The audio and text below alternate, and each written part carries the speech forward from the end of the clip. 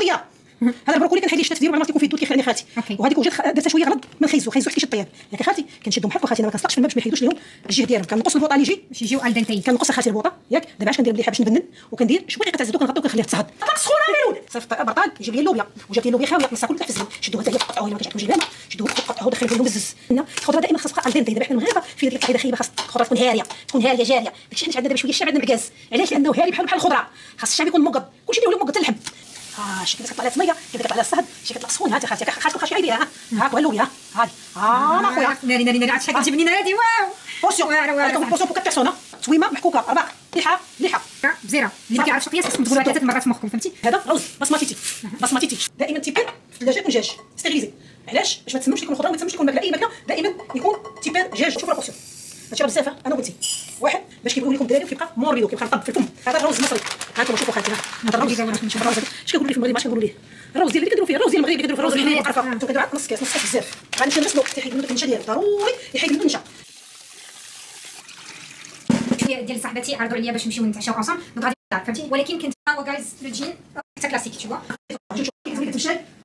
عندكم الدجاج ولا الحوت ولا الطون ولا اللحم ولا البيض. راه خديتو من الدجاج هانتوما خديتو من الدجاج خالتي خصك تحمض وخونتيها في الدرها درت الويات ماشي بس صافي هاتي علاش فكنبقى ديالها بارك عليك هذا وسط. اش دارت منى دارت الثومه كندير معاها البروتيز كنلوحوا البروتيز هنا والله غنسميها وصفه البروتيز. كنعصروا عليها الحامض. شوف راه طلعت الدنيا كلها اللي بغا يقول شي حد اللي عنده فمو يقولوا دير مولا الحليب وي على الحليب وي خالتي بتوضرنا خميره ديال الحلوى نص باكيه نص بروتيزه واحد البصله كنشيطها هاي جبتها كنوخوا البصلاته في الزيت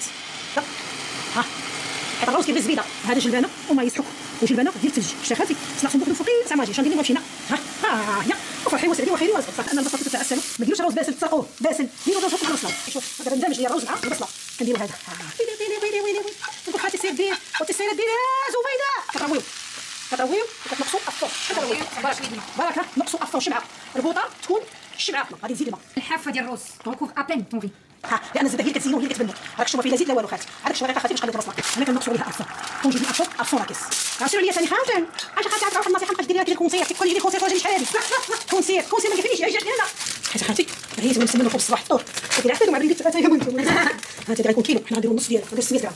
هاتي ديال نص كيلو وهذا كوكا خالتي 3 معالق كبار. انا كاع زودت شويه بقات تاع الملح خالتي نديرو كاس السكر خالتي ما نديروش بزاف نديروها عشويه نص كاس تاع السكر نسمو فانيو كنجي نقصو تاع الحامض ولكن شي حامض شريتو اليوم من السوق داك النهار مشيتو معايا وطلبوا فيه ريحه تاع بوا هذه خالتي واش كيسقيو 10 رمضان ما نعرف. هذه خالتي الزبده شتيها غنخلطو الزبده مع الزيت خلينا نخلطها بعدا هي تنسجم مع بعضياتهم كانت مولاتها. الخميره ما قدروش علينا ميزاننا شوفي قداش هي الفرقيه. ولكن خالتي ضروري ما نونسوها باش قالت مولاتها نونسوها بالزيت حتى المغاربه ما فرقناش ما نحبوش نضرب ونحلو وكاس الحليب.